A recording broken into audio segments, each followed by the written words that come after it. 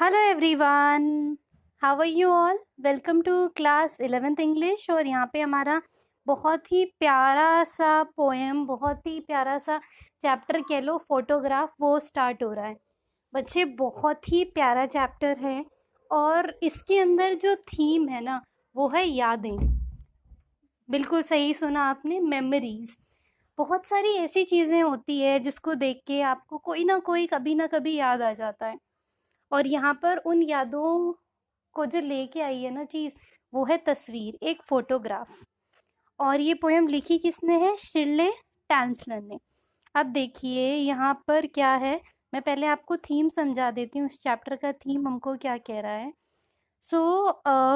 जो 3 फ्रेम्स में ये कहानी चलेगी, 3 टाइम में। First time, second time and third time. तो फर्स्ट टाइम की जब हम बात कर रहे हैं, तो जो ये हमारी पोएट है, ये आराम से ड्राइंग रूम में बैठी थी और इन्होंने क्या देखा, इन्होंने एक फ़ोटो देखी जो लगी हुई थी। और उस फ़ोटो में क्या थी? 3 बच्चियाँ थी, 1, 2 और 3। अब ये जो 3 बच्ची थी, इसमें से जो बीच वाली थी वो सबसे एल्डर थी। और जो सबसे एल्डर थी ना, वो पोएट की कौन थी? वो पोएट की थी मॉम। और ये तस्वीर कब की है? जब उनकी मॉम लगभग 12-13 साल की थी। तो इस फोटो में उनकी मम्मा है और मम्मा की 2 कजन्स हैं। तो फर्स्ट फेज चैप्टर का क्या हमको डिफाइन कर रहा है कि जो हमारी पोएट है वो फोटो को देख रही है और अपने विचार, जो अपने थॉट्स, जो उसके अपने थॉट्स हैं, उस फोटो को देखते हुए वो वहाँ पे उस फोटो को देखते हुए उसे आ रहे हैं। अब फर्स्ट थीम तो ये है। सेकंड फ्रेम क्या कहता है कि वही फोटो जो 3 लड़कियों वाली है, जिसमें बीच में मम्मा थी, साइड में मम्मा की 2 कजन्स, वही फोटो बच्चा, जो पोएट है, वो सोच रही है कि जब मेरी मम्मा ये फोटो देखती थी तब वो क्या सोचती थी। मतलब आप ये देखो, पास्ट का पास्ट। पहले फ्रेम में जो बच्ची है, जो शिरले है, वो खुद देख के सोच रही हैं कि वो फोटो देख के क्या सोचती हैं। और सेकंड फ्रेम में वो सोच रही हैं कि जब मम्मा इस फोटो को देखती थी तो वो क्या सोचती थी। वो ऐसा क्यों सोच रही हैं? Because her mamma is now no more. तो दूसरा टाइम फ्रेम ये है कि मम्मा इस फोटो को देख के क्या सोचती थी। और तीसरा टाइम फ्रेम है एक्सट्रीमली प्रेजेंट का। एक्सट्रीम प्रेजेंट यानी कि जब उसको फोटो साइड में रख के रियलाइज होता है कि अब की सच्चाई क्या है। दैट इज 3 टाइम फ्रेम्स जो इस चैप्टर के अंदर यूज हुए। इसलिए हमको यहाँ पे ही शी में बड़ा कंफ्यूजन होता है इस चैप्टर के अंदर कि कौन क्या बात कर रहा है। अब देखिए चैप्टर किस तरीके से स्टार्ट होता है कि the cardboard show me how it was. अब कार्डबोर्ड यहाँ पर किसके लिए यूज हुआ है? तो यहाँ पे टर्म कार्डबोर्ड जो यूज हुआ है वो यूज हुआ है फोटो के लिए। कार्डबोर्ड मीन्स अ फोटोग्राफ जो वहां पे लगी हुई थी। तो cardboard shows me how it was when the 2 girl cousins went paddling. अब कब की बात है ये कार्डबोर्ड की? जब, कौन सा टाइम बता रहे हैं? जब 2 गर्ल्स जो थी, जो 2 गर्ल कजन थी, वो पैडलिंग के लिए गई। पैडलिंग टर्म्स यूज होता है डक के लिए।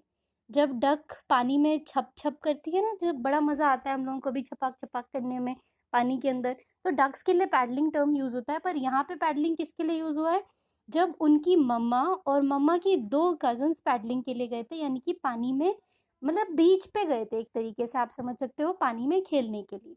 तो 2 गर्ल कजन थी और एक मम्मा थी। इसका मतलब ये नहीं 2 ही लोग थे वहां पे, फोटो में 3 लोग थे। 2 गर्ल कजन्स और 1 थी उनकी मम्मा। और each one holding one of my mother's hand. और मम्मा अगर बीच में थी तो ऑब्वियस सी बात है, एक जना इधर से हाथ पकड़ लेगा, एक जना इधर से हाथ पकड़ लेगा। अगर हम भी 3 फ्रेंड्स होते हैं तो ऐसे ही हाथ पकड़ पकड़ के चलते हैं। लड़कियां तो बहुत ही हाथ पकड़ पकड़ के चलती हैं। And she is the big. She किसके लिए यूज हुआ है यहाँ पे? शी यूज हुआ है मदर के लिए। बेटा पोएम्स में ये ही शी बड़ा इंपॉर्टेंट हो जाता है। तो she is the big girl. Mamma क्या है? बिग। और उनकी एज क्या है उस समय? She is somehow 12 years old और सो, लगभग 12 साल की थी वो। And 3 stood still. अब तीनों क्या हो गए? तीनों एकदम से स्टिल हो गए। क्यों स्टिल हो गए? और उसके बाद स्माइल करने लग गए through their hair. Through their hair कैसे? कि मान लो ये जो 3 गर्ल्स थी, जब पैडलिंग के लिए गई थी तो उस समय तेज हवाएं चल रही थी। और हवाएं चलने की वजह से फेस पे क्या आ जाते हैं, बाल आ जाते हैं। जैसे लड़कियों के बड़े बड़े बाल होते हैं, कई सारे लड़कों के भी बड़े बड़े बाल होते हैं, तो इस तरीके से हेयर जो होते हैं ना फेस पे आ जाते हैं। तो ऐसा लग रहा है कि उन हेयर को छुपाते हुए, उन हेयर के थ्रू वो लोग क्या कर रहे हैं, स्माइल कर रहे हैं। बट हेयर अगर चेहरे पे आ रहे हैं ना, फिर भी वो स्माइल कर रहे हैं। इतना टाइम उन्हें नहीं मिला कि वो हेयर को साइड कर सके। At the uncle with the camera, और तीनों स्टूड हैं, they are smiling through their hair. और अंकल जो हैं वो कैमरा लेके खड़े हैं, जो उनका फोटो खींच रहे हैं। तो कैसा है मम्मा का स्वीट फेस, मम्मा का और दोनों कजिन्स का। सो स्वीट फेस है मम्मा का, माई मदर्स स्वीट फेस। अब पोइट मम्मा को ही देख के सबसे ज़्यादा अफेक्शनेट होगी, ऑब्वियस सी बात है। अगर 3 लोगों की फ़ोटो है और आप में उसमें से एक आपकी मम्मा है, तो आप मम्मा को ही देख के ज़्यादा स्वीट बोलोगे। तो एक स्वीट फेस है मेरी मदर का, that I was before I born. Obvious सी बात है, अभी मम्मा 12 ही साल की थी फ़ोटो में, तो 12 साल में तो बालक पैदा नहीं हो गया होगा और इतना बड़ा तो नहीं हो गया होगा कि वो ऐसे फ़ोटो देख के कुछ कुछ बोले। भाई यहाँ पे कुछ कुछ होता है, मूवी थोड़ी ना चल रही है। सो स्वीट फेस था, और before I was born. And the sea which appears to have changeless. अब देखिए ये लाइन बहुत इंपॉर्टेंट है, ये और इसके दूसरे वाली। क्यों? क्योंकि फोटो में ना सब चीज़ जो थी सब चेंज हो गया है। मतलब मम्मा चेंज हो गई, मम्मा के कजिन्स चेंज हो गए, बट जो चीज़ आज भी सेम है ना, वो है ये सी। जिस सी पे वो घूमने गए थे, समुद्र तब भी वैसा ही दिखता था, ओशन आज भी वैसा ही दिखता है। और जो सी है, जो बहुत कम चेंज हुआ है, या मान लो चेंज ही नहीं हुआ है, was there terribly transient feet. यानी कि उस फोटो में जो मेरी मम्मा और कजिन्स हैं, जो सी है इस तरीके से आ रहा है कि वो उनके फीट को क्या कर रहा है, वॉश कर रहा है। फीट के लिए यहाँ पे टेरिबली ट्रांजिएंट फीट यूज हुआ है, वेरी इंपॉर्टेंट वर्ड। ट्रांजिएंट का मतलब क्या होता है, which is temporary, which is not permanent. And terribly मतलब बहुत एकदम से। तो टेरिबली ट्रांजिएंट फीट का मतलब क्या है कि एक तरफ तो सी था जो बिल्कुल चेंज नहीं हुआ, और एक तरफ ये फीट्स हैं। यहाँ पे फीट्स उस पूरे ह्यूमन बीइंग के लिए यूज हुआ है। तो ये टेरिबली ट्रांजिएंट फीट, ये ऐसे फीट थे जो बहुत बुरी तरीके से चेंज हो गए। तो पॉइंट क्या बताने की कोशिश कर रहे हैं यहाँ पे, कि जो ह्यूमंस हैं, जो मटेरियल चीज़ें हैं, या जो ह्यूमंस हैं, या ह्यूमन लाइफ है, वो सब टेरिबली ट्रांजिएंट है, वो चेंज हो जाती है। पर जो नेचुरल चीज़ें हैं, दे चेंज वेरी लेस। तो फर्स्ट टाइम फ्रेम क्लियर है हमारा इसका। अब देखिए जो सेकंड टाइम फ्रेम है उसमें आते हैं। सो सम 20-30 ईयर्स लेटर। अब देखिए सेकंड टाइम फ्रेम किस समय का है, जब उनकी मम्मा ये तस्वीर को देखा करती थी। Who used to watch this photo? Her mother. तो जब मम्मा फोटो को देखती थी, तो मम्मा फोटो को देख के क्या कहती थी, कि लगभग 20-30 साल पहले। अब देखिए ये टाइम फ्रेम अब के हिसाब से 20-30 साल नहीं था, वो टाइम फ्रेम तब था जब मम्मा ये फोटो को देख रही थी और कह रही थी, कुछ 20-30 साल पहले की ये फोटो है।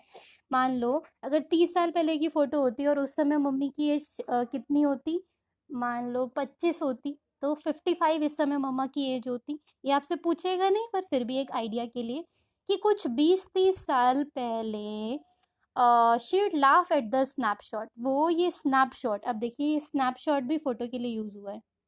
Snapshot term is also use for that photo. ऊपर वाले पैराग्राफ में कार्डबोर्ड हुआ था, यहाँ पे स्नैपशॉट। तो वो स्नैपशॉट को देख के हंसती थी और कहती थी, सी बेटी एंड डॉली। बेटी एंड डॉली कौन है? अब मदर जो है उनकी 2 बेटी, एक है बेटी एक है डॉली। तो वो स्नैपशॉट को देख के कहती थी, सी बेटी एंड डॉली शेड से, and look how they dressed us for the beach. और देखिए कि किस तरीके से हम लोगों को तैयार करके वहाँ पे बीच पे लेके जाया जाता था, किस तरीके से हम बढ़िया बढ़िया इस चीज़ को फील किया करते थे। The C holiday were her past. अब देखिए जो बेटी एंड डॉली है ना, ये पोयम में कहीं मेंशन नहीं है कि बेटी एंड डॉली कौन थे। तो Betty and Dolly could be her 2 daughters, and Betty and Dolly could be her 2 cousins in the photograph. That is not at all mentioned in the poem. तो दोनों ही चीज़ें यहाँ पर पॉसिबल हो सकती हैं। सो शीट से how they dresses for the beach. हम देखो बीच पे कितना तैयार होके जाते थे। सी हॉलीडे वॉज हर पास्ट। अब देखिए सी हॉलीडे उनका पास्ट था, उनका किसका, हर किसके लिए यूज हुआ है यहाँ पे, मदर के लिए। माइन इज हर लाफ्टर, और मेरे लिए पास्ट क्या है, जो मेरी माँ की हंसी थी। ये किसके लिए, पोएट के लिए। समझ में आ रही है बात? दो पास्ट एक साथ है। सी holiday was her past, mother का पास्ट सी हॉलीडे था, बच्ची का पास्ट क्या था? उसका लाफ्टर, मम्मा का लाफ्टर। बोथ राय, दोनों ही डिसअपॉइंट थे। अब मम्मा क्यों डिसअपॉइंट थी कि उनका बचपन चला गया, और बॉयड क्यों डिसअपॉइंट थी कि मम्मा चली गई। With laboured ease of loss, यानी कि आसानी से जो चीज़ खो गई ना। अब लेबर्ड और ईज, लेबर्ड बहुत मेहनत, ईज आसानी से, तो जो चीज़ में बहुत जान लगी पर बहुत आसानी से चीज़ें जो खो गई, उसके लिए हम दोनों ही डिसअपॉइंट थे।